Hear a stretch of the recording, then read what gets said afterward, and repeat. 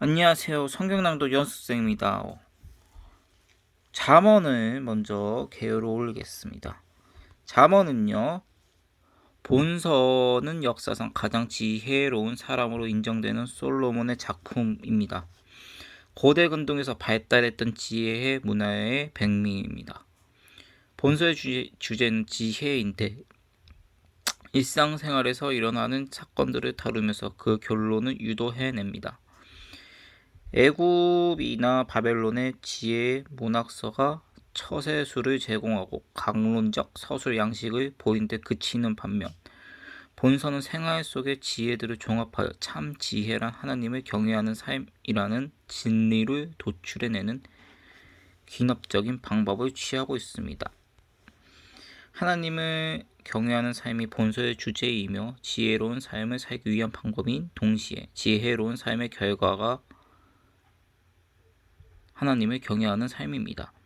따라서 본서는 계시로서 가치를 지니고요. 우리는 본서에서 하나님을 경외하라는 성령의 음성을 들을 수 있으며 신적 질서와 섭리에 순응하는 삶을 배울 수 있습니다. 이런 사실은 본서가 율법서나 선지서에 비해 부족함이 없는 하나님의 말씀임을 증명합니다. 핵심어는 지혜와 진리입니다. 지혜는 선과 악, 진리와 거짓, 하나님의 뜻과 인간의 생각을 분별할 수 있게 해주며 진리는 인생의 올바른 길, 곧 하나님의 말씀대로 사는 길을 제시해 줍니다.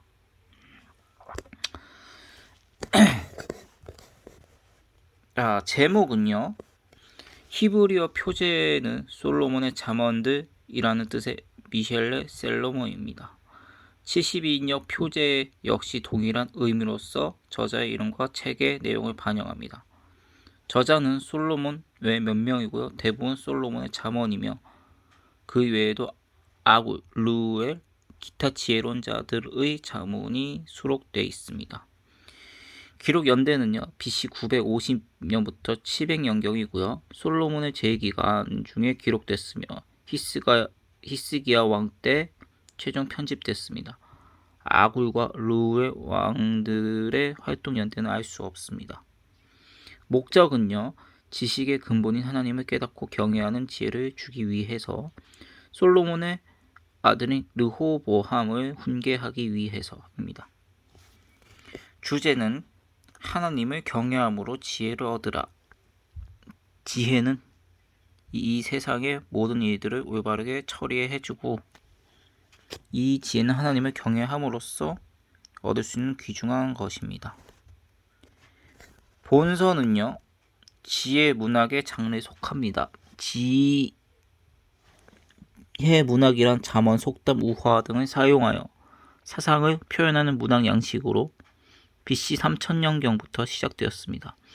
성경에는 욥기, 잠언, 전도서가 있으며 외경에 솔로몬의 지혜서, 벤시락의 집회서, 애굽의 아멘오페의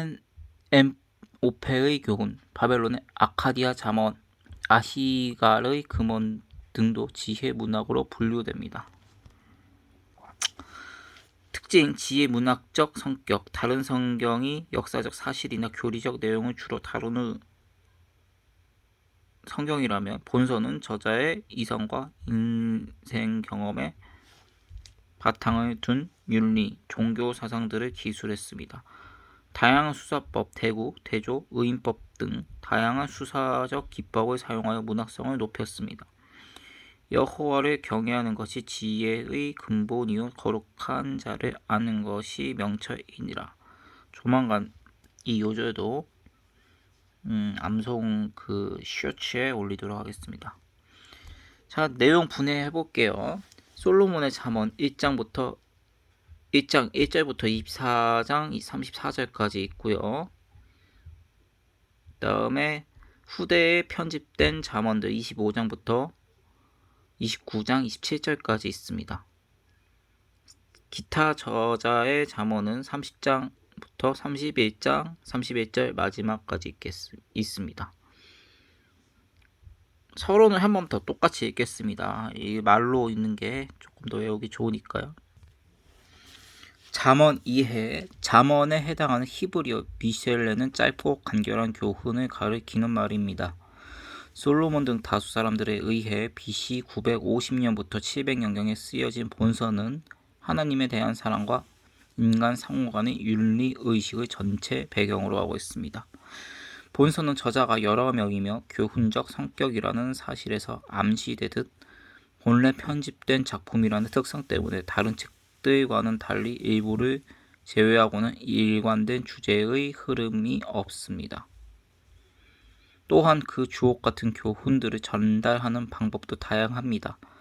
즉 때로는 아비가 자식을 훈계하듯 엄격하게, 때로는 어미가 자식을 사랑하는 애정 어린 손길로 부드럽고 포근하게, 때로는 스승이 제자들에게 타이르듯이 친절하고 다정하게 교훈을 전달하고 있습니다. 그렇다고 해서 본서가 서로 무관한 여러 주제들을 무질서하게 엮어놓은 책은 아닙니다. 비록 상당히 많은 경우에 있어 각각 독립된 단편의 교훈들이 다양한 어조로 전달되고 있지만 그 중심 메시지는 두 가지로 분명하게 구분됩니다. 즉 하나님과의 관계는 어떠해야 하는가라는 것과 다른 사람들과의 관계는 어떠해야 하는 것입니다. 하지만 일부 잠언의 가르침을 오늘날에 적용할 때에는 그 내용이 솔로몬, 히스기야 시대적 배경 아래에서 기록과 편집된 것임을 충분히 감안하여 신약 성경의 진리와 적절한 조화를 이루도록 주의해야 할 것입니다. 본서는 내용상 크게 두 부분으로 구분됩니다. 첫째는 1장부터 9장까지로 하나님의 지혜의 교훈과 그 지혜를 따르는 것에 관한 권고, 두 번째는 10장부터 31장까지로 인간이 각 생활에서 하나님의 말씀과 뜻에 따라 신실하게 살아가야 할 교훈들이 언급되고 있는 부분입니다. 결론적으로 말해서 이론적이고 교리적인 가르침보다는 주로 실천적 권고로서 삶의 현장에서 행동 지침을 제시해주고 있는 본서를 통해 우리는 먼저 인간의 모든 의무 가운데 첫째는 모든 도덕과 종교의 근본인 하나님을 신령과 진정으로 경외하는 것임을 깨닫게 되고요. 또한 우리는 하나님과의 관계에 있어서 의무뿐만 아니라 한 걸음 더 나아가 가정과 이웃 그리고 사회 전반에 있어 신자로서의 마땅한 의무와 행실에 대한 세세한 교훈을 받게 되는 것입니다. 중심 주제 지혜. 세상에는 대조적인 삶의 노정을 보여주는 두 부류의 인간이 있습니다. 하나는 하나님을 경외하며 그대로 행하는 현자, 다른 하나는 하나님을 거스르며 자기 욕심대로 사는 우자입니다. 본서는 하나님을 경외하는 것이 행복을 이끄는 참된 지혜임을 설명하고 있습니다.